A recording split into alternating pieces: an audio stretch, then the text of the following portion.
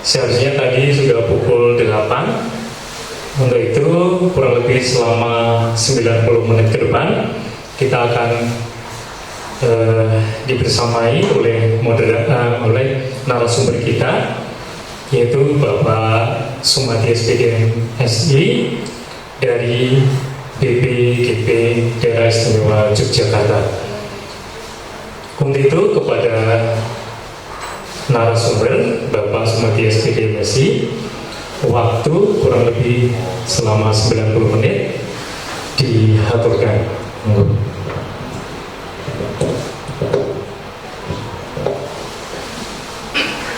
Ya, tetap kita dulu. Dan ini. Nah, itu juga yang ke arah sebelah. Oh, ke arah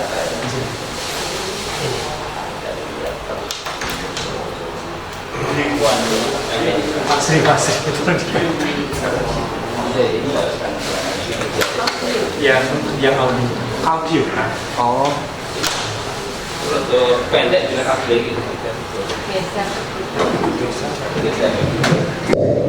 Selamat datang Pak Yenias Sahor. Terima kasih.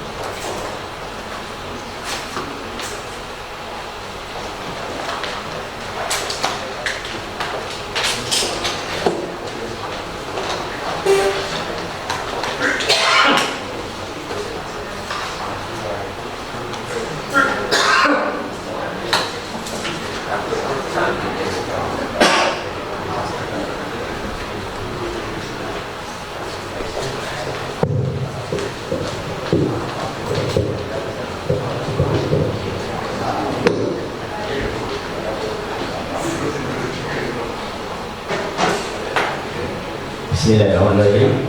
Assalamualaikum warahmatullahi wabarakatuh. Alhamdulillahirabbil alamin.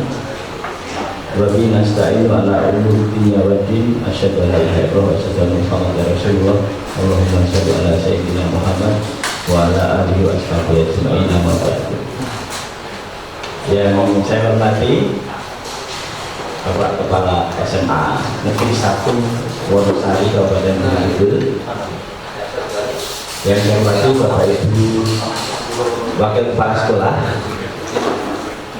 SMA N1 Wonosari, yang saya hormati Bapak Ibu Dewan Guru SMA N1 Wonosari yang tergabung dalam komunitas praktisi Eka Sukma.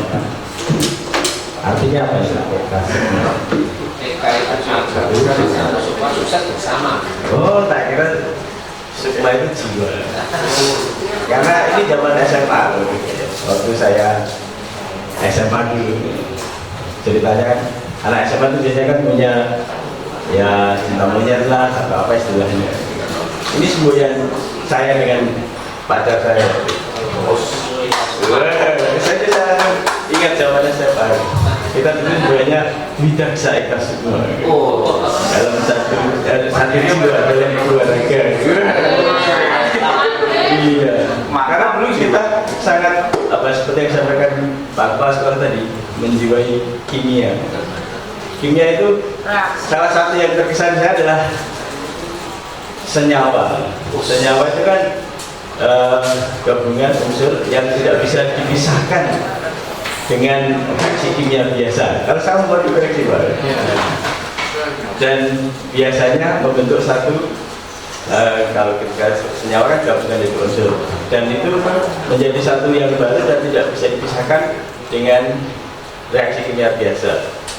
Salah satunya garam dari natrium dan klorida yang masing-masing kalau dimakan terpisah jadi racun, tapi ketika jadi garam dapur tidak lagi beracun dan sangat sangat bermanfaat. Jadi aku dan kamu itu jadi kita dan jadi gitu. Jadi saya terkesan kata-kata yang pertama saya tadi itu kasih langsung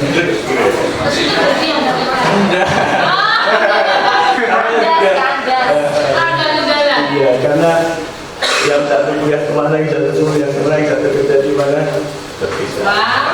Baik, ini terus saja Bapak Ibu. Kata-kata kasih tadi itu mengingatkan zaman saya SMA. Dan masa-masa SMA itu memang masa-masa yang labil, sehingga anak-anak perlu mendapatkan arahan yang cukup sehingga dia bisa mengambil keputusan, kesimpulan yang dia bisa bertanggung jawabkan. Kata kuncinya sebenarnya di situ. Saya mau izin berdiri aja Pak dia. Saya kalau berdiri nggak perlu kacamata, karena kalau duduk tetap kacamata. Mohon izin Bapak Ibu, Bapak Sekolah. Tadi sudah dikenalkan, nama saya Sumadi, saya dari Balai Besar Guru Penggerak. Dulu namanya PMK Matematika. Tapi mulai April 2022 ada permen baru, namanya permen 14 tahun 2022 tentang SOTK, di mana dibentuk balai-balai besar dan balai guru penggerak di semua provinsi. Kemudian unit pelaksana teknis yang sebelumnya berbasis mapel di setiap wilayah jangkauannya nasional itu istilahnya dilikuidasi ya. Kemudian digabung lagi dengan beberapa balai yang sebelumnya sudah ada di masing-masing provinsi. Kebetulan Balai Besar Penggerak Provinsi DIY itu berasal dari 3 institusi besar. Yang pertama PMK Matematika, kemudian 2 Balai Eselon 2, Balai Pengembangan Multimedia Radio Pendidikan dan Kebudayaan BPMRPK, dan Balai PAUD Dikmas. Semua dijadikan satu, dikumpulkan di Jalan Kalimpang kilometer 6 di mana tempat PMK semula berasal. Masih ditambahi lagi beberapa teman dari BPMP atau dari LPMP yang jabatan fungsionalnya tidak lagi ada di lembaga yang lama, sehingga dipindahkan ke tempat kami. Sekarang di tempat kami itu pegawainya PNS dan PNPM dan tenaga harian lepas itu sekitar 280 orang, lumayan banyak ya. Baik, Bapak Ibu yang saya hormati, seperti yang kita maklum bersama bahwa kurikulum merdeka untuk pertama kali diimplementasikan di sekolah-sekolah penggerak di tahun pelajaran 2021-2022. Kemudian di tahun 2022-2023 beberapa sekolah yang bukan sekolah penggerak mulai ikut mengimplementasikan kurikulum merdeka secara mandiri yang disebut dengan IKM mandiri. Nah, semangat dari kurikulum merdeka sesuai dengan namanya ini adalah menyediakan ruang agar minat, bakat, dan kemampuan peserta didik itu dapat berkembang secara optimal. Bahkan jargonnya yang masih menjadi kontroversi kita adalah istilahnya menghamba kepada muridnya, walaupun itu banyak yang mengkomentari kurang bagus juga, karena menghamba kepada murid itu konotasinya dikhawatirkan itu ada yang berkeberatan menggunakan istilah itu. Tapi terlepas dari semua itu, memang teksnya di bukunya Pak Kiai Haji Dewanto bunyinya begitu. Baik, artinya bahwa peserta didik menjadi sentral atau student centered learning. Kemudian semuanya demi untuk suksesnya peserta didik. Peserta didik kita ibarat kalau Kiai Haji Dewanto menyampaikan benih jagung, maka dia harus tumbuh sebagai jagung. Benih kedelai dia harus tumbuh sebagai tanaman kedelai. Tinggal kita bagaimana memberikan lingkungan agroklimat yang baik, tanah yang subur, sehingga dia bisa berkembang secara optimal. Tidak mungkin kita mengharapkan benih jagung tumbuhnya padi, kecuali bluri ya, buah semangka bisa berdaun sirih. Tapi kalau kenyataannya tidak bisa seperti itu. Iya, kalau di Jawa yang terkenal itu gedang pakai. Jadi mustahil bisa seperti itu. Sehingga peserta didik dalam kurikulum Merdeka ini diberikan keleluasaan untuk memilih mata pelajaran sesuai dengan minat dan bakat serta kemampuannya. Berbeda dengan kurikulum-kurikulum sebelumnya. Kalau yang seangkatan dengan saya, dulu mungkin jurusannya A1, A2, A3, A4. A1 ya Bu ya, sama Bu, saya juga A1 ya. Kalau A2 biologi, A3 sosial, A4 A4 bahasa dan budaya. Nah, di angkatan berikutnya berubah lagi jadi IPA. Sebelumnya kakak kelas saya yang terakhir pakai IPA. Saya pengguna A1 yang pertama. Kalau di angkatan berapa bisa ditebak. Kelahiran berapa juga pasti ketahuan. Ya. Kemudian berikutnya jadi IPA, kemudian jadi peminatan, kemudian di kurikulum 13 ada istilah lintas minat dan sebagainya. Nah sekarang dibuka lebih terbuka lagi. Tidak ada jurusan, tidak ada program, tidak ada peminatan. Yang ada adalah pilihan mapel untuk mempersiapkan peserta didik memasuki jenjang karir pasca SMA. Dan yang sangat menggelitik adalah bahwa BMB itu dulu punya jargonnya SMK. Sekarang SMA juga ada istilah BMB, bekerja, melanjutkan studi, atau berwirausaha. Itu tuh dulu jargonnya SMK berapa puluh tahun. Nah dengan kurikulum Merdeka ini, SMA pun diberi keleluasaan. Ke depan setelah lulus, kalau tidak bisa melanjutkan studi, bisa bekerja, bisa juga berwirausaha. Oleh karena itulah, maka kata kuncinya, peserta didik diharapkan dapat bertanggung jawab terhadap pilihannya. Nah, jangan sampai terjadi seperti yang disampaikan Pak Kepala Sekolah tadi. Dari SMA pilihnya ini diarahkan, kemudian setelah lulus SMA dapat diterima di perguruan tinggi dengan jalur, kalau zaman saya namanya PNDK, nah, sekarang jalur prestasi. Nah ternyata tidak dimasuki dengan alasan nggak suka, dengan alasan segala macam, mungkin jauh, mungkin orang tuanya nggak setuju dengan jurusan yang dipilih dan lain sebagainya. Akhirnya setelah dapat kondisi kurang bagus, ke depan tidak ada, atau minimal dikurangi kuotanya dari sekolah itu untuk diterima di universitas yang dimaksud, dan ini bisa merugikan adik-adik kelasnya. Nah, sehingga peran kita semua, Bapak Ibu guru, guru BK, wali kelas, guru mapel, untuk memastikan bahwa pilihan siswa itu sudah dipikirkan masa-masa dan dapat dia bertanggungjawabkan kelak ketika dia sudah lulus SMA mau ngapain, atau mau mengerjakan apa, atau mau jadi apa dan sebagainya.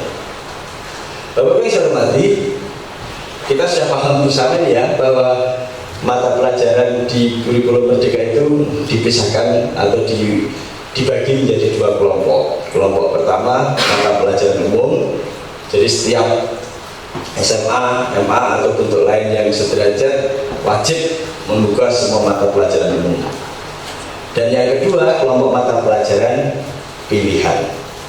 Kelompok mata pelajaran pilihan ini sekolah wajib menyediakan sekurang-kurangnya 7 mapel dari 19 mapel pilihan yang disediakan oleh pemerintah. Ini kita ulangi lagi. Ini yang mapel umum, ada pendidikan agama dan budi pekerti, ada pendidikan Pancasila, ada bahasa Indonesia, ada matematika, bahasa Inggris, penjas, orkes, sejarah, dan seni. Masing-masing ini dikurangi alokasi waktunya untuk pelajaran atau untuk kegiatan kokurikuler penguatan proyek penguatan profil pelajar Pancasila, sehingga JP tatap mukanya berkurang 1 JP per pekan di setiap kelas mapel-mapel tersebut. Nah, sedangkan untuk mata pelajaran pilihan yang terdiri atas 19 mapel ini, sekolah diwajibkan menyediakan sekurang-kurangnya 7 untuk dipilih oleh para peserta didik. Nah, 7 itu apa saja? Tergantung situasi dan kondisi sekolah. Ketersediaan SDM gurunya misalnya, kemudian ketersediaan ruang belajarnya, laboratoriumnya, dan lain sebagainya. Akhirnya merdeka memilih berdasarkan minat, bakat, dan kemampuannya juga agak dalam tanda kutip sedikit terpasung oleh situasi dan kondisi di sekolah. Tetapi setidaknya tidak terlalu jauh-jauh amat. PR-nya nanti adalah ketika ada peserta didik yang menginginkan pelajaran tertentu, tetapi sekolah tidak bisa menyediakan karena tidak ada gurunya, karena tidak ada sarpas pendukungnya, karena ruang kelasnya tidak cukup dan lain sebagainya, dipindahkan atau dialihkan pilihannya ke pilihan lain. Kalau dia sedikit beronjal itu masalah tersendiri nanti di kelas 11. Itu nanti ada gitu. Nah, untuk mata pelajaran pilihan per tahun ada 720 sampai 900 JP, setara 20 sampai 25 JP per minggu untuk kelas 11, sedangkan untuk kelas 12 640 sampai 800 JP atau setara juga dengan 20 sampai 25 JP. Setiap mapel pilihan alokasinya 5 JP kecuali prakarya dan kewirausahaan. Sehingga ada jumlah 22 itu mungkin yang 4 5 5 5, yang 1 2. Kalau 25 berarti semuanya mapel kecuali prakarya dan kewirausahaan. Atau kalau hanya 20 berarti hanya pilih 4 gitu. Kemudian tidak ada pengurangan waktu untuk P5 atau proyek penguatan profil pelajar Pancasila. Jadi murni 5 JP matematika lanjutan misalnya, atau bahasa Inggris lanjutan, atau tadi ada informatika atau sosiologi, ekonomi dan sebagainya, itu lengkap 5 JP per minggu. Nah, siapa saja yang berperan di dalam memandu para peserta didik untuk memilih mata pelajaran pilihan? Tentu saja yang pertama adalah kepala sekolah atau kepala satuan pendidikan. Kepala satuan pendidikan bertugas mengkoordinasikan. Ini bentuk bakunya sekarang kata serapan juga apa istilahnya, lebur kanya. Dulu kita biasa mengkoordinasikan karena kata koordinasi bahasa asing. Setelah menjadi bahasa serapan, kanya ikut dilebur. Sekarang mengkoordinasikan berbagai peran dalam pelaksanaan pemilihan mata pelajaran sesuai dengan kesiapan satuan pendidikan. Jadi Bapak Kepala Sekolah yang bertanggung jawab penuh bagaimana menentukan kita akan buka mata pelajaran 7 itu apa saja, dengan melihat kita punya guru ada berapa. Jangan sampai kita membuka pilihan mata pelajaran tertentu tetapi di sekolah nggak ada SDM mendukungnya, tidak mungkin bisa kita lakukan. Seperti itu yang mengomandoi, yang mengkoordinasi adalah kepala sekolah. Kemudian yang kedua, memantau dan mendampingi rangkaian kegiatan pemilihan mata pelajaran.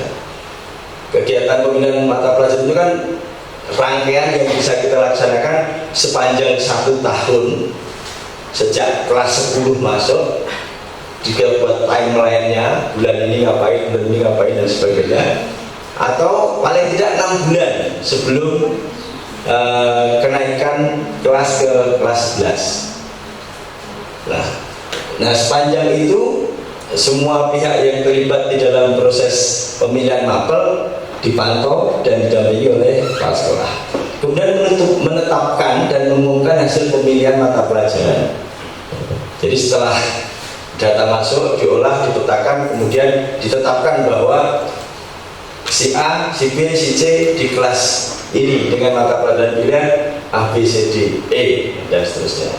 Kemudian melaksanakan refleksi kegiatan untuk perbaikan penyelenggaraan mata pelajaran pilihan pada tahun berikutnya. Jadi setelah setahun berjalan, kemudian siswa sudah dimasukkan ke kelas-kelas. Apa yang dilakukan sepanjang tahun atau sepanjang 6 bulan sebelumnya dalam menentukan pilihan peserta didik ini, kita refleksikan bersama-sama. Mana yang sudah bagus, yang perlu ditingkatkan, mana yang masih belum bagus untuk dirubah atau diperbaiki, mana kegiatan yang sebenarnya tidak perlu dihilangkan, kemudian menambahkan kegiatan lain yang lebih penting dan sebagainya. Itu dalam kegiatan refleksi. Nah, kemudian yang juga berperan adalah wakil kepala sekolah bidang kurikulum, dan kebetulan di sini role makernya malah memang wakil kepala sekolah bidang kurikulum ya, sementara ini. Ke depan harus digeser, harus ke guru BK. Nah, karena guru BP dan BK itu salah satu tusi pokoknya adalah mengarahkan, membimbing agar para peserta didik itu bisa menemukan jati dirinya, minat, bakat, kemampuannya, dan tujuannya apa sehingga pilihannya lebih tepat. Kalau sekarang karena ini masa baru 1-2 tahun menerapkan kurikulum merdeka, masih mencari bentuk, tapi ke depan sedikit demi sedikit harus kita dudukkan sesuai dengan tusi masing-masing guru. Karena kalau Wakakur masih harus mengurusi seperti ini, beban kerja beliau pasti akan semakin berat. Gitu. Nah, Wakakur dalam hal ini tugasnya adalah menganalisis ketersediaan pendidik dan ruang kelas yang dikoordinasikan dengan bidang sarpras untuk pembelajaran fase F. Artinya, kalau saya membuka ini butuh lab informatika misalnya, apakah lab informatika siap? Ditanyakan pada Wakak Sarpras. Kalau kurang apa? Jumlahnya, jaringannya, atau daya listriknya, dan lain sebagainya. Itu dikoordinasikan dengan Wakak Sarpras. Kemudian melakukan pengumpulan dan pengolahan data mata pelajaran yang dipilih oleh peserta didik. Jadi di langkah ke-4 ketika peserta didik sudah memilih, itu yang mengumpulkan, mengolah adalah Wakakur. Tetapi di awal-awal itu pekerjaan BK dan Wakasek, BK dan guru mapel, wali kelas, ya, beliau bertiga nanti yang nanti akan berperan besar. BK saja boleh. Oh, BK saja boleh. Enggak Pak, wali kelas juga harus, karena yang setiap hari kontak dengan peserta didik kan wali kelas atau guru mapel yang setiap mengajar mesti ketemu. Kalau BK kan 150 atau berapa di sini Pak? Caranya besar Pak BK. Wah, 3 juta.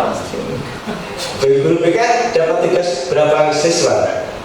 Minimal 150. Iya, di sini 250. 250. Kecil kok. Kecil. 600 ya. Iya, jadi memang di mana-mana. Nah, guru BK kadang-kadang di banyak sekolah itu jumlahnya kurang. Kadang harus disampaikan ke guru lain yang kurang ajar atau ditugaskan kepada wali kelas. Kemudian membuat jadwal kegiatan belajar mengajar sesuai dengan hasil pemetaan tersebut. Nah, ini guru BK. Jadi kita sekarang ke leading sektornya. Yang mana yang guru BK ya? Itu Pak, itu Pak. Itu Pak. Ini Pak guru BK. Cuma satu. Satu Pak, untuk Pak. Ibu juga guru BK. Ya, tapi udah mau pensiun. Ah, dengan pensiun. Iya. Bulan berapa Bu? Saya juga mau Masih sempat lah untuk mengarahkan yang angkatan sekarang ya Bu ya. arahan yang hubungan itu Oh loh. itu juga guru BK. Iya, arahkan yang itu dia satu. Masih pasien BK. Bimbingan konseling ya, bukan bimbingan konsleting. Baik, guru BK itu memfasilitasi peserta didik dalam proses identifikasi. Ya, ini yang juga mungkin sangat krusial di sini. Dalam mengidentifikasi, menumbuhkan atau mengembangkan minat, bakat dan kemampuannya. Jadi banyak piranti atau tool yang bisa digunakan. Salah satunya yang sudah digunakan di sini katanya Riasek itu. Saya pikir itu sudah cukup lumayan bagus lah. Tapi guru BK kan punya referensi banyak. Bagaimana cara memotret kemampuan sesungguhnya dari para peserta didik. Kemudian memberikan layanan bimbingan konseling kepada peserta didik agar dapat memilih mata pelajaran sesuai dengan minat, bakat dan kemampuannya. Karena kadang-kadang siswa setelah di interview, diobservasi malah jadi bingung, saya sebenarnya pengen jadi apa, atau pengen sekolah, atau pengen wirausaha, atau pengen bekerja saja setelah SMA, tidak pengen kuliah dulu misalnya. Kemudian cocoknya pelajaran apa, atau masuk pilihan pelajarannya apa dan sebagainya, itu membuat mereka bingung. Apalagi kalau didukung data kemampuan akademik mata pelajaran tertentu yang bagus, tetapi minatnya tidak sampai ke situ. Ini saya alami sendiri anak saya. Saya guru matematika, ketua MGMP matematika dulu sebelum jadi UTS Suara. Dua anak saya perempuan itu nggak ada yang mau masuk jurusan IPA. Sampai ketua MGMP matematika SMA itu nelpon saya karena kebetulan di kelasnya anak saya itu pengurus MGMP matematika SMA. Pak, ini serius pertanyaan nggak mau ke IPA. Nah, saya memang pengennya itu nggak usah dipaksa gitu. Tapi nilainya sebenarnya bagus, nggak bisa masuk IPA. Iya, tapi nggak usah disuruh masuk IPA. Dia saja dia pengennya apa. Jadi dua anak saya perempuan sekarang sudah pada selesai kuliah SMA. Dua-duanya IPS, ya. IPS. Ya. Kemudian ternyata dia pengennya ilmu komunikasi. Dan sekarang sudah bekerja di bidang apa istilahnya periklanan dan sebagainya, sesuai dengan minat dia. Jadi memang saya tidak terlalu kenceng dengan urusan jurusan karena kayaknya dia lebih cenderung sesuai bakat emaknya. Hanya lebih suka bahasa Inggris, nggak suka pelajaran matematika seperti bapaknya. Nggak apa-apa, saya sampaikan kepada gurunya, biar saja masuk IPS. Satu tahun berikutnya sama kasusnya, nggak mau juga anaknya. Ya sudah, biar saja kata saya. Karena saya juga tidak ingin memaksakan kamu untuk jadi dokter saja, nggak usah. Tapi minatnya apa? Saya agak longgar kalau urusan seperti itu. Nah, Bapak Ibu juga nanti kalau ketemu orang tua yang punya kemauan lebih keras dari anaknya, itu problem. Sampai direwangi mindahkan putranya ke sekolah lain karena di sekolah yang sekarang kelas 10 tidak lolos masuk IPA. Waktu itu seperti itu misalnya. Padahal orang tuanya pengen banget anaknya masuk IPA. Akhirnya dipindahkan sekolah lain yang masih ada ruang belajar untuk anak IPA. Nah, dia pindah dan sebagainya. Itu saking pengennya orang tuanya anaknya masuk IPA. Walaupun sebenarnya menurut analisis di sekolah yang sebelumnya tidak terlalu cukup untuk kompetensinya untuk masuk ke IPA, sehingga diarahkan masuk ke IPS. Tapi orang tua tetap tidak mau. Satu yang saya agak kurang bisa menyenangkan hati anak saya adalah karena anak saya sebenarnya pengen bahasa, tetapi di Klaten, di kampung halaman saya itu tidak ada sekolah yang buka program bahasa, hanya ada IPA dan IPS. Yang mirip IPS lah.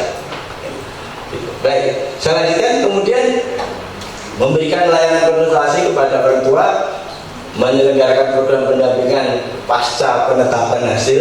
Nah, ini nanti ketika dia sudah kelas 11 setengah perjalanan harus dipantau, terutama anak-anak yang tadi yang sebenarnya pengen mapel tertentu, sekolah nggak menyediakan, kita alihkan pilihannya ke mapel lain. Nah, itu mungkin agak gerunjal-gerunjal sedikit di awal-awal. Kemudian mengoordinasikan guru mapel dan wali kelas dalam proses identifikasi menumbuhkan minat bakat. Jadi tidak mungkin guru BK itu mengeksekusi sendiri tentang proses identifikasi, karena kelasnya kan banyak. Taruhlah di sini nomornya 7 misalnya, guru BK-nya cuma satu atau 2, sehingga intensitas bertemu dengan peserta didiknya akan sangat minim. Maka guru BK dapat atau sebaiknya mengkoordinir wali kelas dan guru mapel di setiap kelas yang ada di kelas 10 tersebut, supaya membantu proses identifikasi minat, bakat, dan kemampuan peserta didik kelas 10. Nah ini, yang kelima ini mengkoordinir wali kelas dan guru mapel. Semuanya dilibatkan, sehingga kalau semakin banyak yang mengobservasi, yang mengamati dari nilainya, dari kesehariannya, dari perilakunya dan sebagainya, maka kesimpulan kita tentang salah seorang peserta didik itu akan lebih valid atau lebih mendekati yang sesuai sebenarnya. Nah ini guru mapel dan wali saya jadikan satu, karena tugasnya mereka bersama-sama mendukung BK. Bersama guru BK, soalnya ada kata gitu kan. Nah, bersama guru BK memberikan informasi terkait mapel pilihan yang mendukung pilihan program studi di perguruan tinggi sebelum pemilihan mata pelajaran dilakukan. Artinya, menurut saya si Agus ini pelajaran saya seperti ini, sepertinya dia kurang bagus misalnya. Tetapi guru lain mengatakan, oh, kalau di tempat saya dia lebih menonjol. Nah mungkin informasi seperti itu akan menjadi bahan bagi guru BK untuk bisa juga nanti mengarahkan peserta didik tersebut cocoknya pilih mapel yang mana. Kemudian melaksanakan proses pembelajaran yang bisa menumbuhkan minat bakat dan kemampuan peserta didik secara optimal. Artinya kan kemampuan siswa yang sesungguhnya di kelas untuk setiap mapel, guru BK kan tidak paham amat. Yang jauh lebih paham adalah para guru mapelnya. Kemudian bagaimana ketika kita tahu siswa ini sangat berminat dalam bidang kimia misalnya gitu, kemampuan kimianya juga bagus, supaya minat dan kemampuan tersebut bisa tumbuh secara optimal. Bagaimana kita mendesain pembelajaran khusus untuk anak-anak yang misalnya dalam satu kelas yang kimianya sangat bagus, kemudian kita melaksanakan pembelajaran berdiferensiasi. Yang memang senang kimia, kita kasih model pembelajaran yang lebih menantang. Yang tidak terlalu senang, jangan dipaksa untuk senang, tetapi sekedar dia tahu bahwa pelajaran kimia itu wajib untuk diikuti, harus diikuti. Misalnya di kelas 10 ada pelajaran seperti itu, maka kimia tidak ada yang kelas 10 ya, matematika. Nah seperti itu. Jadi pembelajaran di kelas yang berdiferensiasi, yang kecenderungan minatnya ke mapel tertentu sesuai yang diamati oleh guru, itu diberikan perlakuan yang berbeda dengan guru-guru. Jadi pembelajarannya harus berdiferensiasi misalnya, sehingga siswa yang berminat akan semakin berminat, yang berbakat akan tumbuh bakatnya, berkembang kemampuannya dan sebagainya. Kemudian untuk wali kelas sama, bersama guru BK melakukan pendampingan kepada peserta didik dalam proses pemilihan. Bedanya dengan guru mapel apa? Guru mapel lebih pada saat mengidentifikasi, memberikan data kepada wali. Nah ketika data itu sudah sampai pada guru BK, wali kelas mendampingi, membantu guru BK untuk memberikan second opinion juga, karena guru BK kan, guru wali kelas kan lebih intens pertemuannya dengan peserta didik dibanding guru mapel. Kemudian menjadi penghubung utama untuk menginformasikan perkembangan proses belajar peserta didik kepada orang tua. Bagaimanapun juga orang tua harus dilibatkan, dan penghubung antara sekolah dengan orang tua murid yang paling ideal adalah wali kelasnya. Ketika membagikan rapor, tidak sekedar dipanggil, bagi tanda tangan, pergi, bagi. Tapi kalau ada yang perlu di speak sebentar, ketika ngambil disampaikan putranya selama 1 semester seperti ini Pak. Apakah kalau di rumah juga begitu? dia itu paling suka kalau disuruh pelajaran langsung menuju ke tempat praktek, langsung tak alat dan lain sebagainya. Di rumah suka nggak benda-benda kayak kabel atau apa misalnya kayak gitu. Untuk mengkonfirmasi bahwa anak ini memang tipenya tipe riasek dari riasek itu yang mana yang suka usrek sendiri. Kemudian bagaimana proses pemilihan mapel? Bagus ya, masih ada. Sampai jam 9 aja ya Pak, nanti jam 9.30 kita diskusi.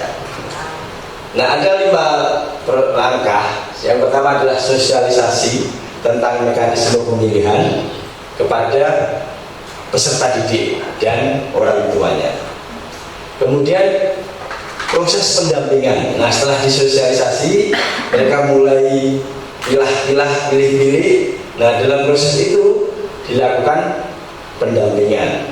Pendampingan oleh siapa? Terutama oleh guru BK, dibantu oleh wali kelas dan guru mata pelajaran, seperti yang diuraikan di depan tadi. Kemudian proses pemilihan. Nah, proses pemilihan salah satunya bisa menggunakan formulir. Saya pilih mata pelajaran apa, kemudian misalnya milih 5, cadangannya 2.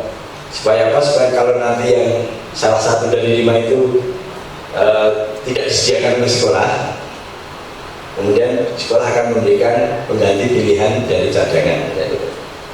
Kemudian pemetaan hasil pilihan peserta didik berdasarkan kondisi dan kemampuan satuan pendidikan. Nah, sebenarnya harusnya langkahnya gitu. Tetapi ya, ini sudah menjadi rahasia umum. Langkah keempat dan ketiga itu sering dibalik. Jadi kita bikin peta duluan, artinya saya hanya bisa menyediakan 7 mapel, kemudian 7 rombel. Nah, untuk rombel 1 pilihan paketnya ini misalnya kayak gitu. Konon di banyak sekolah bisanya baru seperti itu. Baru kemudian orang saya pilih ini, berarti nanti saya di kelas A, saya pilih ini, berarti nanti saya di kelas B, saya pilih ini, berarti nanti saya di kelas C, misalnya begitu. Yang ideal sebenarnya pokoknya main milih dulu aja, nah, gitu ya. Baru setelah ada pilihannya ditata. Nah, tapi khawatirnya mapel tertentu banyak disukai karena gurunya cakep, misalnya kalau gurunya cakep misalnya, atau karena pak gurunya tidak galak. Nah, tapi di mapel lain disiri bocah. Tidak ada yang mengambil itu gurunya enak, killer. Nah, kayak misalnya zaman dulu sih dicatat oleh peserta didik. Sekarang mungkin sama saja ya. Baik, kemudian terakhir pengumuman hasil pemilihan mapel dan penyusunan jadwalnya di kelas 11. Bapak Ibu yang saya hormati, nah, sekarang kita lihat satu persatu setiap langkah. Pada kegiatan sosialisasi yang menjadi sasaran utama adalah peserta didik dan orang tuanya. Karena bagaimanapun juga pilihan mapel anak itu akan dipengaruhi oleh pilihan kecenderungan orang tuanya juga. Syukur-syukur kalau orang tuanya tidak terlalu mengatur anaknya, tapi juga tetap bertanggung jawab. Bukan berarti kemudian wes akarmu sampai terjawab terserah, gitu. Beda lagi ya. Artinya orang tua tetap melepas, tapi harus tahu mengapa dia pilih itu dan sebagainya. Nah, pada sosialisasi ini dibangun pemahaman kepada orang tua dan peserta didik atas pentingnya mengenali minat. Saya sebenarnya suka apa? Karena kita sendiri suka apa gitu susah disuruh menyebutkan. Kemudian bakatnya apa, kemampuannya apa yang dapat mendukung karir dia setelah SMA. Misalnya ada anak yang senangannya nonton film mas ya, mulai dari film Indonesia, film Korea, drakor dan sebagainya, semua suka ditonton. Minatnya berarti dalam bidang perfilman misalnya. Tetapi ternyata dia secara akademik itu nilainya bagus, malah matematika, fisika, kimia, biologi ya. Sehingga orang tuanya kalau lihat rapor tuh pengennya anaknya jadi dokter aja, kalau nggak jadi insinyur akhirnya. Tapi ternyata anaknya pengennya jadi pembuat film kan gitu, repot lagi urusannya kan. Nah, itu nanti kita lihat.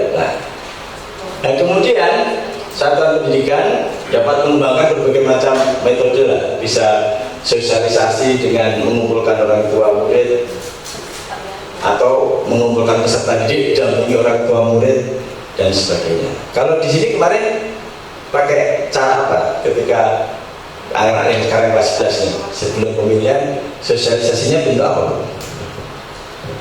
Ada kegiatan khusus nggak untuk sosialisasi? Sosialisasi kita sampaikan dalam apa ya? Untuk pemilihan ya, dalam apel itu yang Sakarama 11 ini kondisi sangat galau, sangat kacau karena awal dulu siswa diberi kebebasan full untuk milih mapel dan dari 252 siswa itu ada lebih dari 100 macam kombinasi sehingga tidak mungkin dieksekusi. Maka kemudian yang kita lakukan adalah dengan asesmen terhadap sekolah kita dulu. Kita memiliki asetnya itu berapa uang, berapa guru dan seterusnya. Kemudian kita tetapkan paket-paket pilihan mapel. Kemudian di bagian paket mapel itu nanti diberi tambahan informasi kalau nanti lanjut studi itu nanti program studinya itu apa saja, kedokteran, farmasi dan seterusnya.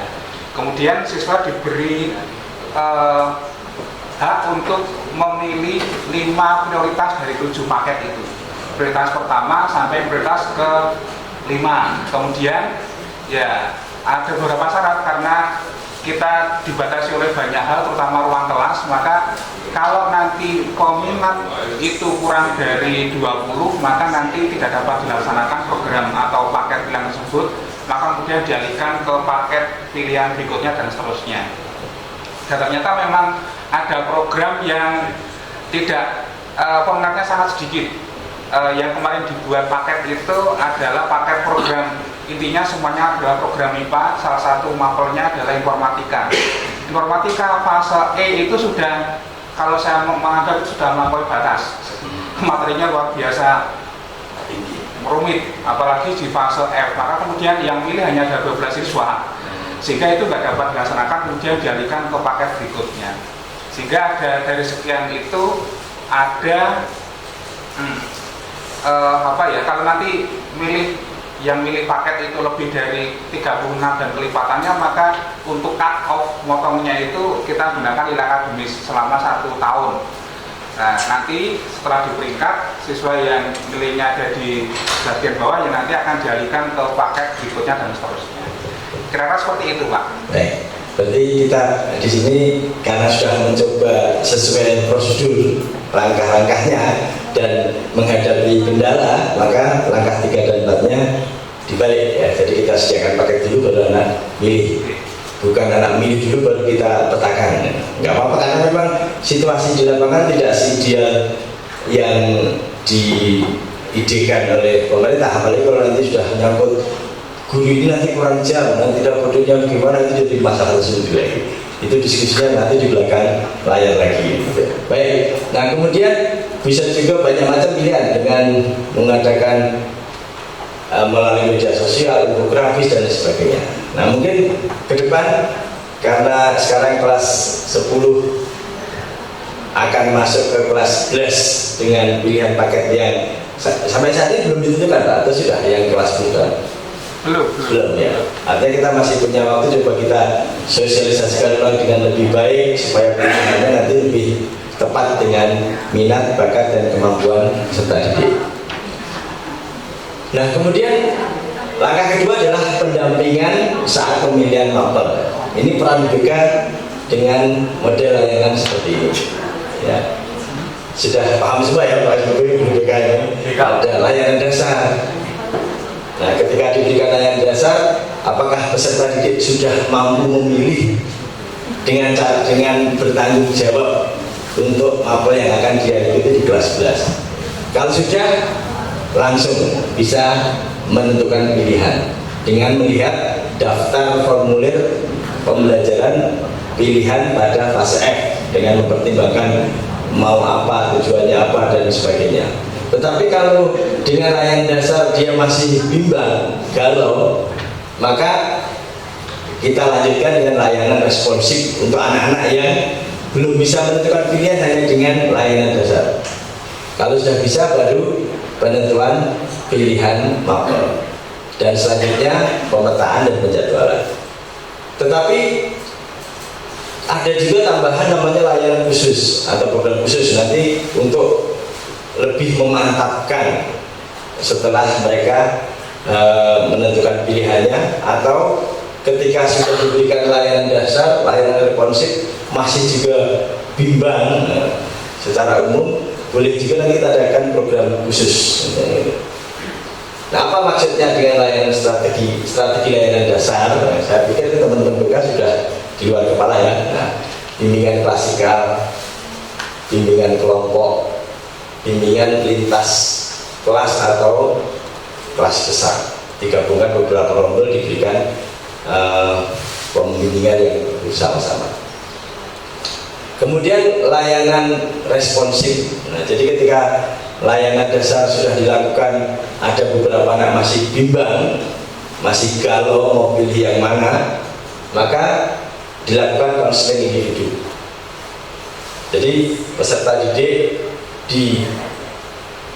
secara individu dilakukan konseling, dibimbing, dipandu supaya dia bisa menemukan minat, bakat dan kemampuannya dan tujuannya apa setelah lepas SMA, sehingga ditemukan titik temu, saya harus milih mapel yang mana.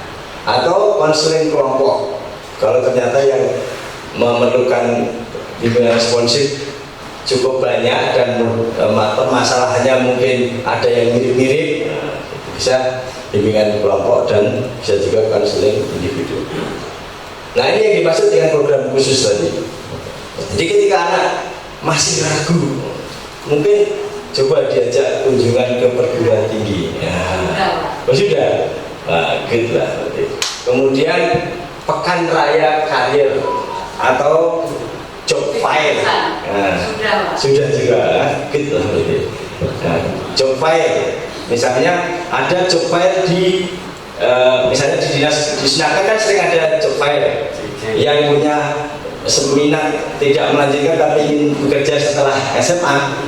Kita ajak, kalau ada coba lihat di antara itu belum ya, coba kan. Atau sekolah mengadakan job fair dengan mengundang perusahaan-perusahaan yang ada di sekitar sini atau alumni yang sudah sukses punya bisnis dan sebagainya, bisa juga seperti itu. Nah, bisa juga kelas berbagi ya. Nah, ini kelas berbagi ini kegiatan dengan mengundang alumni atau praktisi untuk mengenalkan berbagai profesi secara dan bagaimana dia bisa sampai ke sana. Misalnya kan tidak semua alumni melanjutkan sekolah, ada juga yang berwirausaha kemudian sudah sukses. Nah, itu bisa kita undang untuk memberikan pemantapan bagi adik-adik yang tidak ingin kuliah karena pertimbangan ekonomi dan lain sebagainya, ingin setelah SMA langsung berwirausaha, ngambil mata pelajaran paketnya kewirausahaan dan prakarya, kemudian diterapkan, diberi penguatan dengan model khusus kelas berbagi dengan mengundang alumni atau praktisi di bidang tertentu. Nah, ini yang juga penting karena nggak segera masih galau terus gitu. Nah, itu bisa. Dan ini nanti juga bisa digunakan pasca penetapan untuk memelihara semangat dan lebih menumbuhkan minatnya. Setelah kelas 11 diambil program khusus ini. Yang pengen kuliah ketika outing kelasnya ke kampus, yang pengen bekerja outing kelasnya ke perusahaan-perusahaan, atau yang ingin berwirausaha outing kelasnya ke perusahaan-perusahaan kecil, wirausahawan yang sukses, misalnya seperti itu. Nah, data dukung yang diperlukan ketika Bapak Ibu melakukan pendampingan kepada peserta didik untuk memilihnya adalah minat, bakat, kemampuan. Minat mencakup ada hobi, aktivitas yang disukai, mata pelajaran yang diminati, karir setelah SMA dan lain-lain. Saya kira ini bisa diobservasi, bisa tarik datanya dengan wawancara maupun dengan angket atau inventory dan juga dengan dokumentasi. Dan ini datanya kalau BK harus ngambil sendiri ke kelas-kelas itu butuh waktu lama. Lebih baik libatkan di situ wali kelas. Ya, gitu. Kemudian bakat, data intelijensi, data bakat skolastik, penilaian diri bakat dan lain-lain bisa dengan alat ukur.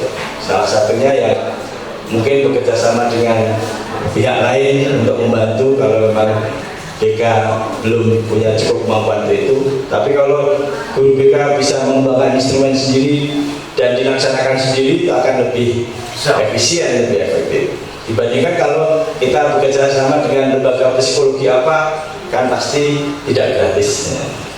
Kemudian dari sisi kemampuan, data prestasi akademik, keterampilan yang dikuasai dan lain-lain. Dan ini sumber data paling validnya adalah guru mapel. Jadi sekali lagi Bapak Ibu, guru BK, guru mapel, wali kelas, ini tokoh sentral dalam menentukan pilihan mapel untuk para peserta didiknya. Komandannya adalah guru BK, bekerjasamanya dengan wali kelas dan guru mapel sesuai dengan data yang ingin kita kumpulkan. Apa betul anak ini mahir di bidang matematika atau bahasa dan sebagainya, itu yang tahu adalah guru mapel. Nah, wali kelas dan guru mapel tadi kan masih di BK ya. Ini nyambung dengan yang slide sebelumnya tadi. Maka wali kelas dan guru mapel itu menambah wawasan, bisa berperan dalam menambah wawasan kepada peserta didik tentang minat, bakat, dan kemampuannya. Dengan beberapa pertanyaan pemantik, misalnya sebenarnya kamu setelah lulus SMA mau ngapain dong? Saya nggak pengen kuliah Pak, saya pengen bekerja Pak, saya pengen bisnis, meneruskan bisnis orang tua. Bisa jadi seperti itu. Kemudian apa hal baru yang ingin kamu pelajari lebih lanjut? Misalnya gitu, kalau saya ingin bisnis melanjutkan bisnis orang tua, kuliner, misalnya nasi apa itu sekoyon, nah itu apa yang sudah kamu pelajari dan apa yang ingin kamu pelajari lebih lanjut, nah gitu. Apa yang ingin kamu lakukan untuk lingkungan sekitarmu? Kemudian apa ya apakah hal tersebut bisa menjadi pekerjaan atau profesimu di masa depan? Nah seperti itu pertanyaan-pertanyaan yang bisa kita sampaikan kepada peserta didik untuk menggali sebenarnya tujuan hidup dia setelah SMA itu apa. Tidak semua pengen kuliah Bapak Ibu walaupun SMA. Itu. Iya, walaupun SMA. Pasti ada juga yang setelah SMA pengen bekerja atau pengen berusaha. Walaupun ini dulu jalurnya SMK, tapi sekarang SMA pun diarahkan kalau memang tidak pengen kuliah, ya tidak usah dipaksa kuliah. Kemudian identifikasi minat, bakat, kemampuan. Apa yang kamu sukai, mata pelajaran apa yang paling kamu sukai, dan sebagainya. Kemudian membantu merumuskan tujuan alternatif. Setelah kita tahu tujuannya seperti itu, kemudian minat, bakat, kemampuannya seperti ini, ada irisannya, benang merahnya yang bisa disajikan bahwa kamu sebenarnya cocoknya jika melanjutkan kuliah udah studi apa yang akan harus kamu pilih. Kalau ingin bekerja atau berwirausaha, pekerjaan apa atau jenis wirausaha apa yang cocok, kemudian dan sebagainya. Sehingga kalau dia pilih pilihan kedua, mestinya dia ngambil paket pilihannya kewirausahaan atau prakarya. Tapi apakah ada paket itu di sekolah? Itu nanti masalah tersendiri lagi. Kemarin yang 7 paket ada yang prakarya kewirausahaannya ya? Tidak ada. Karena kebetulan kita tidak punya aset guru yang murni prakarya kewirausahaan. Ya, itulah. Jadi kalau ternyata kerjanya jadi pengennya wirausaha tapi sekolah tidak mampu menyediakan, ya, gitu. Ya. BK bisa. Jadi prakarya kewirausahaan kan bisa ke pertanian, bisa ke teknik rekayasa, bisa juga ke arah pengolahan hasil dan lain sebagainya. Oke. Nah, pendampingan orang tua dalam memilih, ini yang seperti yang saya sampaikan tadi, anaknya pengen apa, orang tuanya pengen apa, tidak ada titik temu, maka BK bertanggung jawab untuk memoderasi agar tidak dipaksa sesuai maunya orang tua, atau anak tetap memilih itu tapi orang tuanya kemudian lepas tangan. Nah, aku memang gak tak biayai yang mahal kayak gitu, diancam kan biasa gitu. Ayah maunya kamu sini, kalau ke situ mau jadi apa, sebagainya gitu. Nah, mengundang orang tua untuk sesi diskusi, kemudian mendengarkan sebenarnya apa sih yang diharapkan anak, apa yang diharapkan orang tua, kemudian dicari titik temunya, dimoderasi, kemudian setelah itu diambil kesepakatan bersama. Bagus dah misalnya video contoh moderasi orang tua dengan anak dalam hal memilih jurusan, memilih mabel. Saya putarkan. Ya.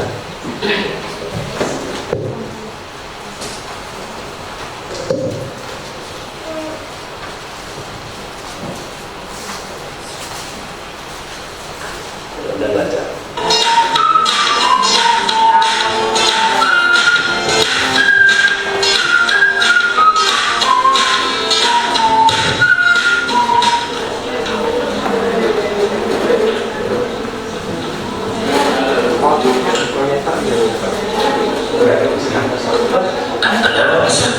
Kebiasaannya kamu ke sekolah begini. Iya, aku bingung gimana membujuk. Yang ada anak Ke saya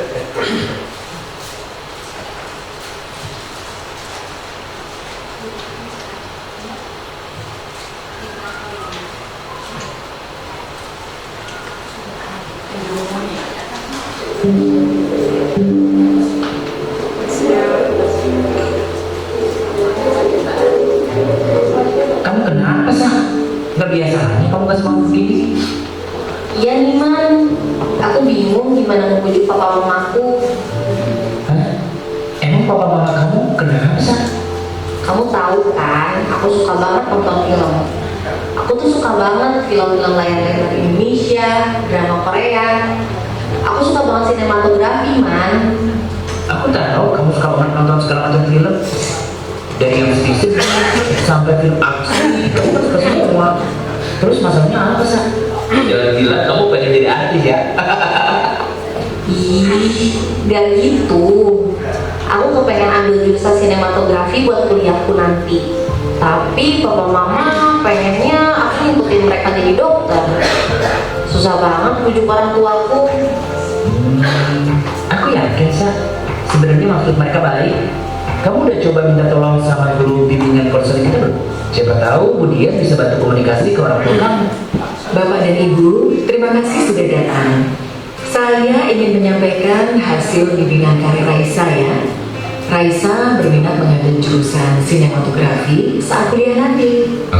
Bu Dian, apakah bisa Raisa diarahkan menjadi dokter?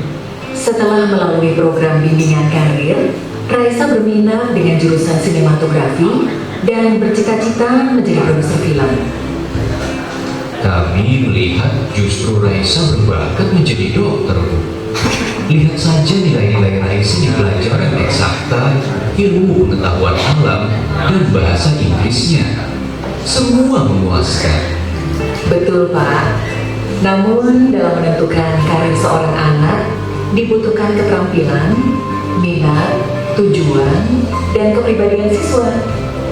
Keterampilan numerasi dan literasi Raisa memang sangat baik Pak. Namun kita juga mempertimbangkan minat siswa, tujuan siswa, dan kepribadian siswa. Saya tahu bahwa Raisa berminat dengan ekstrakurikulernya, Bu.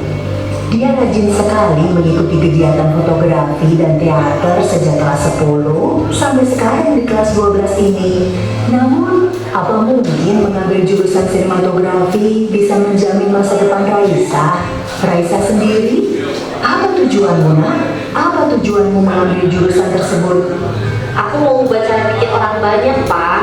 Ma, media televisi sangat berpengaruh terhadap kualitas hidup masyarakat dan penduduk di Indonesia. Raisa mau bikin film atau serial yang menarik tapi masuk akal, relevan dan edukatif. Menarik ya Pak, Bu. Anak pun memiliki pilihan dan tujuannya sendiri yang seringkali berbeda dengan temuan kita. Tugas kita adalah memberikan anak kebebasan berpendapat dengan cara menyimak pilihan anak dan membantu mereka untuk menentukan pilihan atas masa depannya. Raisa anakku, apakah kamu bisa bertanggung jawab dengan pilihanmu? Papa dan Mama bisa percaya sama aku. Aku nggak akan kecewain Papa dan Mama. Bapak dan Ibu, dalam 1 hingga 2 dekade ke depan, dunia yang dijalani anak kita akan berbeda dengan dunia yang kita jalani saat ini. Pekerjaan-pekerjaan di industri kesehatan, ekonomi, dan agrikultur akan tetap dibutuhkan. Namun, tidak sedikit pekerjaan yang akan tergantikan oleh otomatisasi dan komputerisasi. Saat ini, pekerjaan di industri kreatif, industri teknologi dan informatika, dan industri mode juga sangat dibutuhkan. Sebab itu, eksplorasi karir untuk masa depan anak sebaiknya bersifat terbuka. Mari kita biasakan berdiskusi dengan anak dan berikan anak kesempatan menyuarakan pendapatnya. Sebagai orang tua dan guru, kita bisa bergandengan tangan membimbing anak dalam menentukan pilihan yang tepat sebagai bekal penting bagi mereka kelak. Ini adalah contoh nyata praktik baik Merdeka Belajar yang dapat diterapkan di rumah dan di sekolah.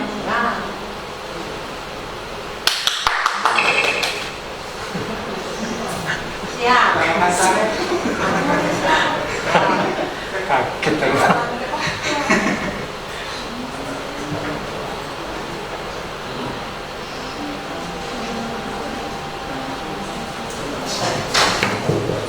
Jadi tadi Bu, pakai kalian video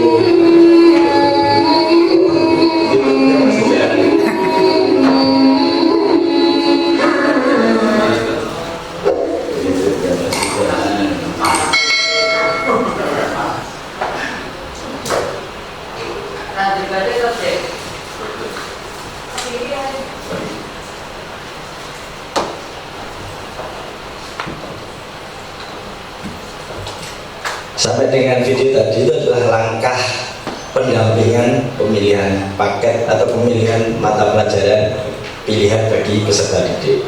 Nah, langkah berikutnya setelah diberikan berbagai macam pendampingan oleh guru BK, wali kelas, kemudian guru mapel dan juga orang tua peserta didik, maka langkah selanjutnya siswa memilih. Ini contoh formulir yang ada di panduan pemilihan mata pelajaran pilihan. Di sekolah bisa mengembangkan, tidak harus sama persis dengan ini. Ada tanda tangan peserta didik, orang tua maupun wali kelas. Nah, ini pendampingan pasca pemilihan. Jadi setelah memilih, kemudian siswa masuk di kelas 11, maka di awal-awal sampai dengan pertengahan perlu kita melakukan pemantauan dan pendampingan. Agar apa? Agar siswa semakin mantap dengan pilihan mapelnya. Agar ketika ada siswa yang agak goyang dengan pilihannya, segera bisa kita antisipasi, kita lakukan tindakan yang seperlunya agar dia tetap bisa melanjutkan pembelajarannya di kelas 11. Kalau ternyata sulit benar-benar sampai akhirnya dia harus mengambil perubahan pilihan, maka apa yang harus kita lakukan? Jadi dalam pendampingan pasca penetapan ini adalah pendalaman minat bakat kemampuan peserta didik melalui pembelajaran di kelas. Artinya yang sudah berminat pada fisika, kimia, atau yang sudah berminat pada akuntansi, kemudian antropologi, ya, itu supaya dia lebih mantap dengan pilihannya. Bagaimana pembelajaran di kelasnya harus dibuat sedemikian rupa sehingga anak itu tidak kemudian, wah ternyata kimia kayak gini tuh, misalnya kok nggak seperti yang saya bayangkan, oh ternyata akuntansi itu seperti ini, nggak menarik kelas, setiap hari cuma ketemu angka-angka suruh ngolah, suruh nyari, ya, dan sebagainya. Jadi buat pembelajaran supaya semakin bahwa dia berada pada jalur yang benar, bahwa dia memilih itu sesuai dengan minatnya, maka pembelajarannya itu harus lebih menarik. Kemudian program khusus yang tadi sudah saya sampaikan, tadi bisa diberikan pas sebelum ketika anak yang sudah di layanan dasar, di layanan responsif masih juga belum nyangkut sekiranya yang mana minatnya apa, maka itu bisa digunakan. Nah, tetapi ketika sudah masuk pun program khusus ini juga perlu. Artinya di kelas 11 mungkin perlu sesekali ketika kita mengadakan apa itu namanya open class atau apa namanya itu studi eksklusif atau dan sebagainya, itu lebih didaya gunakan untuk ini peningkatan pemahaman atau menumbuhkan minat bakat dan kemampuannya itu lebih intensif. Yang pengen kuliah diajak ke universitas, yang pengen bekerja diajak ke industri, yang pengen berwirausaha diajak ke praktisi-praktisi yang ada yang sesuai dengan minat bakat kemampuan yang mereka miliki. Nah, yang merah ini sengaja saya merahkan layanan bimbingan atau konseling jika ada peserta didik yang mata pelajaran pilihannya mengalami penyesuaian dalam tanda kutip karena keterbatasan SDM tenaga pendidik atau ruangan kelas di satuan pendidikan. Ini yang berpotensi timbul masalah biasanya di sini. Setengah jalan dia pengen berhenti karena saya sebenarnya nggak suka waktu itu, tapi sekolah nggak ada ya, dan itu saya dipaksa. Kalau bahasa dia pasti saya dipaksa dipindahkan ke paket lain. Tapi kalau kita bahasa kita disesuaikan dengan SDM dan satlas kita, jadi bahasanya lebih halus. Tetapi kan anak nggak mau tahu. Kadang-kadang sampai akhirnya harus putus sekolah gara-gara dia setelah masuk kelas itu, terus dia nggak minat, gurunya guala, pelajarannya mau nyatet. Nah itu akan dia semakin frustasi. Nah yang seperti itu guru BK harus bisa mengambil peran, memantau. Kan Bapak Ibu punya datanya ya, yang kemarin dialihkan pilihannya atau disesuaikan pilihannya siapa saja. Nah selama 1, 2 bulan, 3 bulan pertama itu harus menjadi prioritas untuk dipantau supaya dia tidak mengalami cekaman karena pilihannya berbeda dengan yang dia mau. Saya kira demikian, Bapak Ibu yang saya hormati. Selanjutnya waktu saya masih ada beberapa menit untuk kita diskusi. Mungkin ada hal yang ingin Bapak Ibu konfirmasi, elaborasi, atau ingin Bapak Ibu sampaikan hal yang lain. Silakan. Bapak Ibu yang saya hormati, demikian tadi materi di sesi pertama yang telah disampaikan secara detail oleh narasumber kita hari ini, Bapak Sumadi, SPD MC. Untuk selanjutnya masih ada kurang lebih 11 menit untuk kita adakan diskusi. Barangkali ada pertanyaan atau hal-hal yang perlu didiskusikan. Mumpung Bapak Sumadi masih berada di tempat begitu, mari kita perluas pemahaman kita tentang materi apa yang dalam disampaikan oleh Mas Mati tadi. Mungkin ada pertanyaan? Dipersilakan. Ya. 1 atau 2, 3 pertanyaan. Dipersilakan. Pertanyaan yang pertama dari Kesempatan Bu Sulasmi Y. Dipersilakan, monggo. Mohon maaf untuk mic-nya. Mike Tyson. Belum dinyalakan. Lebih keras suaranya. Assalamualaikum warahmatullahi wabarakatuh. Bu Lasmi Pak. Bu Sulasmi. Sebelumnya terima kasih sekali atas apa yang diberikan Bapak kepada kami, dan ini juga akan menambah wawasan kami. Kemudian yang pertama pertanyaan saya, kalau ke fase dari kelas 10 ke 11 itu ada fase, akhirnya toh kelompok pilihan itu tetap ada 2 kelompok nih Pak, kelompok IPA dan IPS.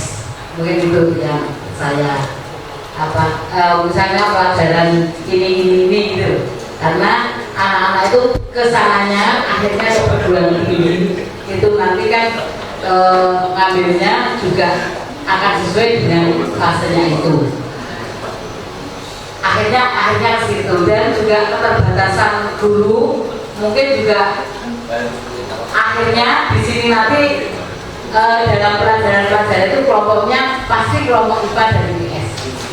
Terus maka saya sejak dulu adalah guru BK kelas 12 ya, jadi tidak pernah pindah. Dan di sini memang anak-anak kami selama ini banyak yang konsultasi setelah masuk semester genap di kelas 12. Nah, selama ini juga Bapak Kepala Sekolah selalu mengundang orang tua dalam anak-anak mau ujian. Akhirnya saya di situ juga memberi pengertian orang tua bagaimana memilih jenjang ke perguruan tinggi, sehingga saya beri contoh yang orang tuanya mengingat ini, akhirnya anaknya manut karena patuh, akhirnya masa depannya seperti ini. Sehingga kemungkinan itu juga akan membuka orang tua hati-hati dalam anaknya menentukan jurusan anaknya. Itu alternatif pertama yang saya lakukan. Dan alternatif yang kedua, kalau orang tua itu memang sangat keras dengan umatnya, memang ngampus itu tidak semua ngampus itu berdosa ya Pak. Ya anaknya tak suruh mengambil jurusan itu, tapi pilihan terakhir orang topo itu ngajari yang tidak baik. Kemudian tentang kunjungan ke perguruan tinggi, memang kita selalu tidak memaksa anak untuk memilih untuk berkunjung ke perguruan tinggi, dan alhamdulillah kemarin yang sekarang kelas 12 itu kita berkunjung ke UI dan UGM karena waktu, jadi tidak semua itu, hanya ada 3 siswa yang tidak ikut Pak, alhamdulillah semua ikut. Kemudian untuk semua jurusan kita memang ada agenda bimbing jurusan yang mana itu dilakukan alumni-alumni yang kuliah di berbagai perguruan tinggi maupun kedinasan Pak. Ya, jadi kita selalu ada seperti itu. Kemudian juga kalau siswa-siswa itu memerlukan data yang saya tidak memerlukan, itu mungkin lebih singkat begitu langsung pada pertanyaan kali-kali. Waktu kita dibatasi, maaf ya. Tapi nanti bisa dipersingkat dengan tidak mengurangi isi dari materi pertanyaan tersebut. Untuk itu Pak, bagaimana kita peran seorang guru BK kalau terjadi anak-anak itu dari fase itu tidak sesuai pilihannya ke perguruan tinggi. Karena apa? Karena di fase itu saya yakin antara itu ada kelompok IPA, akhirnya dia ke perguruan tinggi akan berbeda, karena anak itu selalu bolak-balik gitu loh Pak dalam pilihannya. Dan waktunya mepet. Terima kasih Pak. Wassalamualaikum warahmatullahi wabarakatuh. Waalaikumsalam. Terima kasih. Langsung dijawab atau pertanyaan itu? Satu lagi pertanyaan. Silakan Ibu Sri Haryani. Mohon mic-nya ya. Assalamualaikum warahmatullahi wabarakatuh. Saya sebagai wali kelas Pak ya. Ketika saya masuk di kelas yang saya masuk, Nama Ibu, nama asli. Sri Haryanti. Ketika saya masuk di kelas 11 Pak, saya kan baru mulai wali di situ. Saya terus terang agak begitu kaget ketika anak-anak masuk ke kelas 11 Pak. 11 itu dalam artian sama seperti Bu Lasmi tadi, dengan mata pilihan MIPA. Nah, ketika anak-anak mengikuti di pembelajaran itu, saya melihat anak itu kemampuannya kok sangat di bawah. Maaf, saya kan mata pelajaran fisika Pak. Ketika dalam hafalan saja, dia menghafal rumus saja sudah kesulitan, kemudian di dalam hitungan Pak, dalam hitungan Masya Allah kok masih ada yang taraf menghitungnya itu sangat dasar sekali saja belum mampu. Nah, pertanyaan saya, apakah anak ini dulu itu salah dalam pemilihan kelompok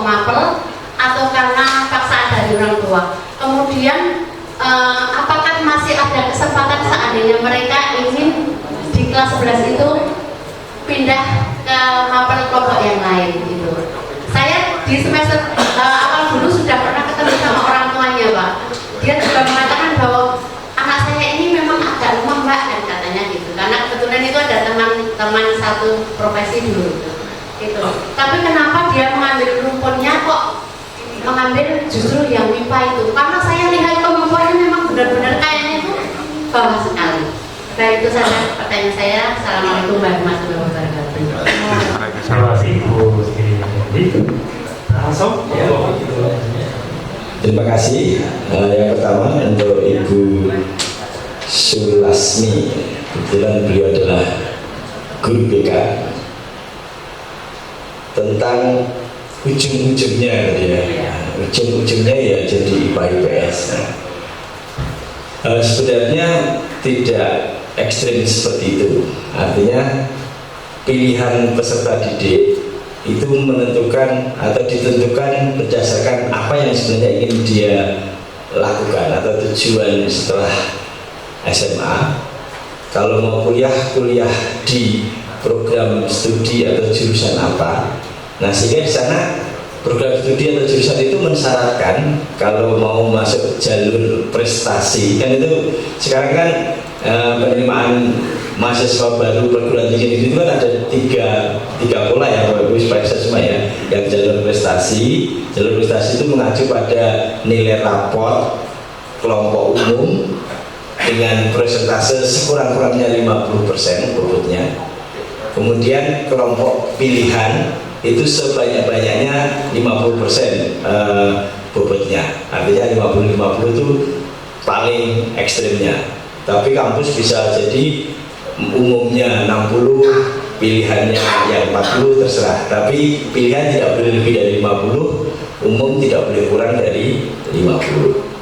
Nah, kalau dia ke depan ingin menjadi misalnya insinyur teknik sipil, maka mata pelajaran yang disyaratkan dalam pilihan itu harus ada mapel apa saja.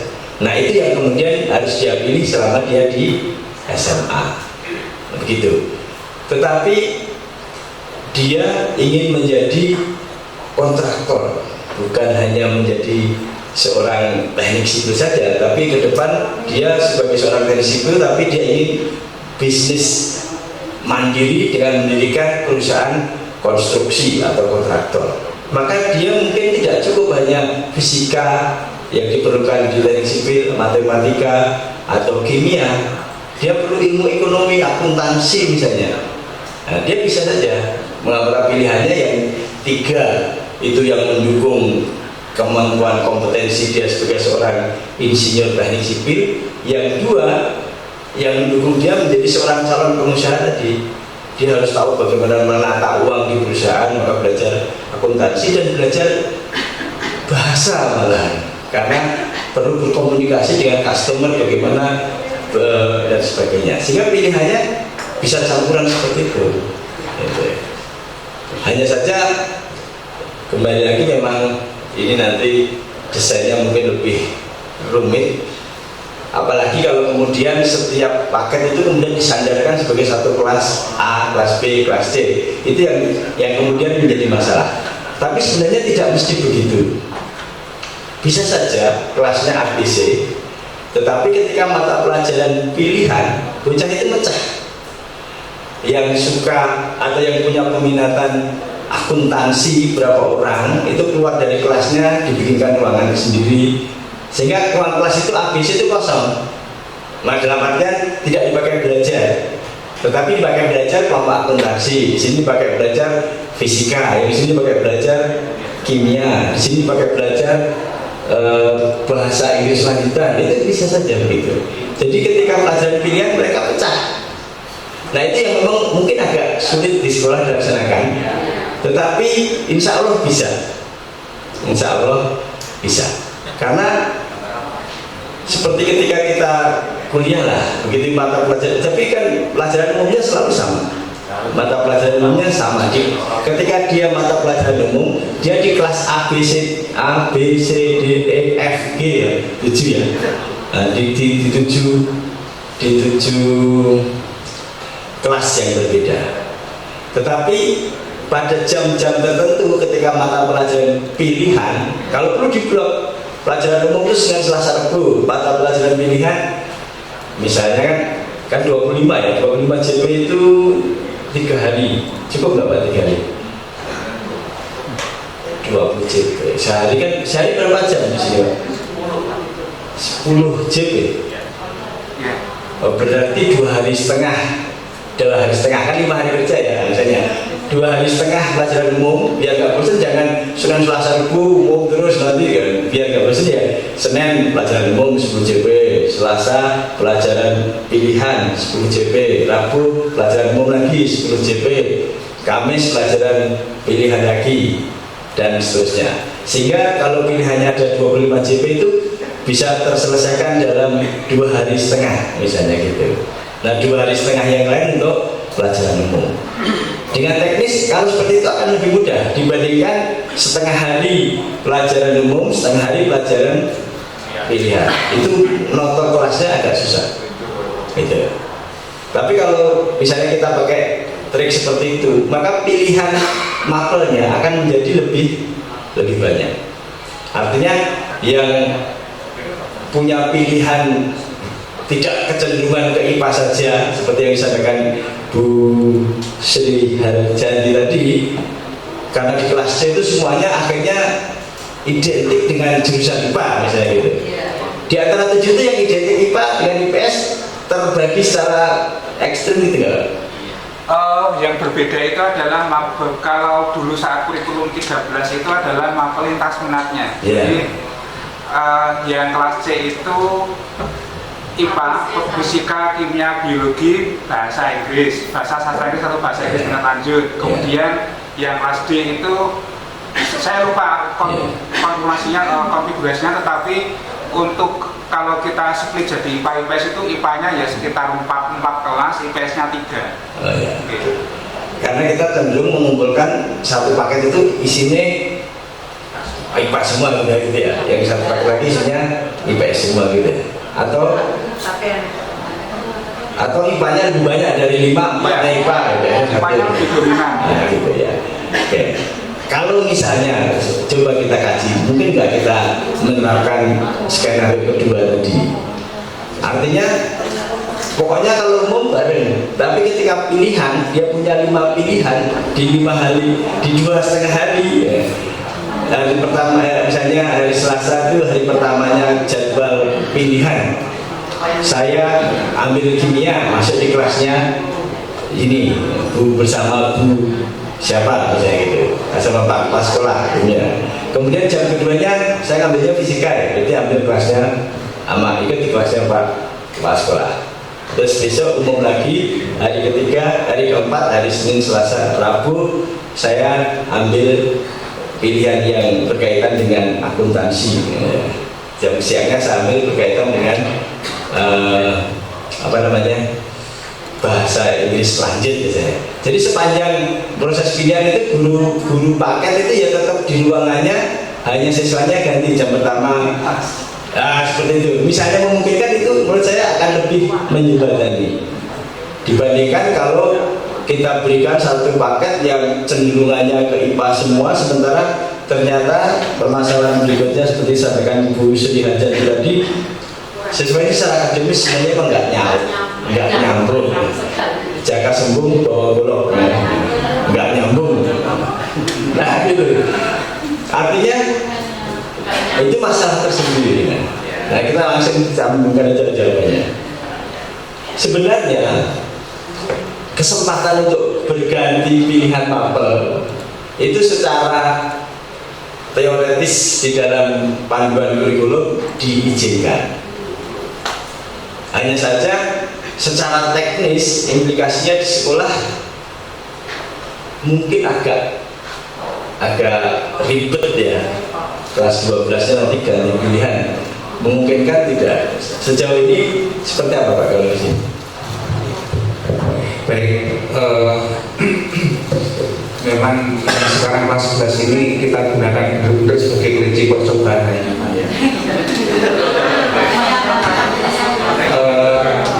memang ada beberapa siswa yang secara akademis itu memang kurang, tapi karena dia saat milih program itu dia milih program paket mapel itu di pilihan pertama, maka dia masuk meskipun secara akademis masih kurang begitu mendukung.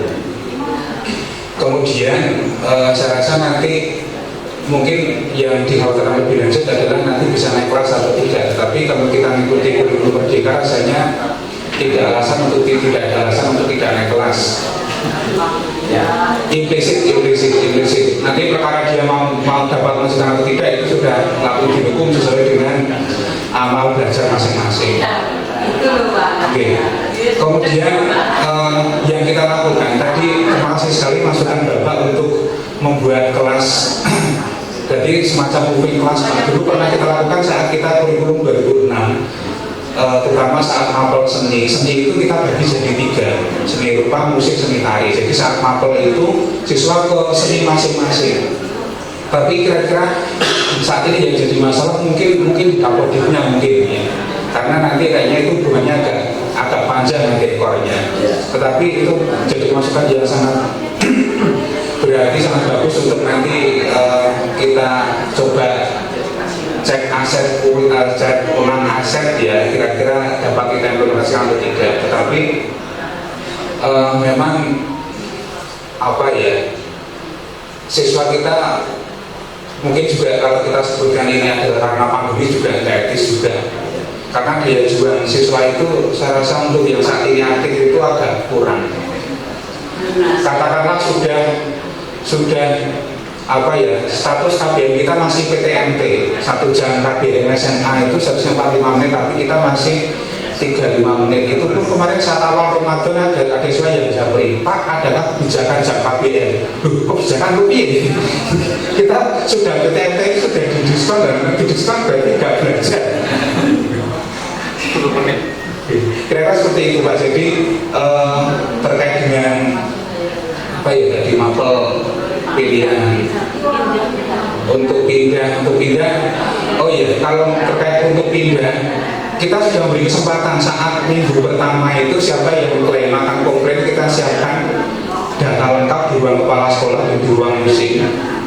Kita lihat datanya, tapi hingga 1 minggu 1 bulan nggak ada komplain, berarti mereka dalam tanda petik sudah bisa enjoy. Tapi kemudian kalau ada masukan untuk nanti saat nanti naik ke kelas 12-nya pindah mapel, nanti hubungannya dengan nilai yang tercantum di ijazah Pak. Karena nilai yang tercantum di ijazah itu adalah mapel yang dari kelas 10 sampai kelas 12-nya itu ada. Kalau nanti kelas 11-nya itu dia terpotong karena mengsle itu, mungkin coba kita lihat dasar hukumnya dulu. Tapi rasanya kita belum pernah melakukan seperti itu. Jadi memang kalau memang apa ya, kondisinya tadi secara akademis dia lemah ya kita nilai apa adanya aja. Nanti biarkan mekanisme apa ya, seleksi alam lah kira-kira yang akan menyeleksinya, akan memfilternya atau buat. Terima kasih Pak. Jadi memang kita itu dihadapkan pada realita dengan sistem yang kadang tidak sama persis. Idealnya yang dimau kurikulum Merdeka itu saat merdeka bocah gitu. Tetapi ketika berhadapan dengan kondisi sekolah, SDM, sarpras, belum lagi sistem pendidikan yang berbasis satu data di SIM PKB, Dapodik, itu lebih panjang lagi ceritanya. Sehingga pindah pilihan di kelas 12 itu memang kalau bisa dihindari. Artinya ketika kita sudah optimal di kelas 10 mengarahkan dan jatuh pilihannya seperti itu, kemudian permasalahannya bukan ke anak menjadi tidak semangat belajar karena ternyata pilihannya tidak cocok, tapi lebih karena dia lambat memahami, maka tugas guru mapel itu. Nah iyalah, karena kalau kita pindahkan kan dia malah jadi tidak suka, dia pilihannya sukanya itu, walaupun tidak mampu pun saat tekanan kalau tak usahakan gitu. Maka tugas guru mapel, tugas guru wali kelas BK, bagaimana caranya mendesain pembelajaran yang bisa memahamkan semua anak, baik yang slow, yang medium maupun yang fast, benar-benar kan gitu. Itu tugas kita. Karena kalau kita paksa pindah dengan catatan, gue jadi orang kuat nanti ngalio, itu malah gimana lagi nanti pasti. Belum tentu juga bisa ngikuti. Nah, gitu juga. Nanti ditambah dia, saya nggak suka nggak melihat pelajaran ini, kalau suruh kesini nanti malah jadi bertumpuk-tumpuk masalahnya. Tapi kalau di tempat sekarang kan masalahnya satu, dia lambat. Tinggal bagaimana caranya kita membuat dia sedikit lebih cepat atau kita sabar menunggu sampai dia paham dengan berbagai cara yang kita lakukan. Saya kira mungkin demikian ya rangkuman jawaban untuk dua pertanyaan. Mudah-mudahan bisa cukup menambah wawasan kita bersama. Demikian Pak, monggo selanjutnya. Terima kasih Bapak Sumardi seluruh narasumber sudah menjawab seluruh pertanyaan. Waktu kita sudah melebihi dari target. Mungkin cukup ya? Tidak ada pertanyaan lagi ya? Baik Bapak Ibu.